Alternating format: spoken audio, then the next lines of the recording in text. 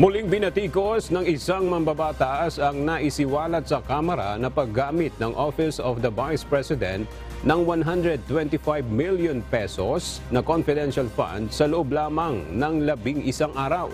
Ang kay Senate Deputy Minority Leader Risa Hontiveros, dapat nang sagutin ni Vice President Sara Duterte kung saan dinala ang pera.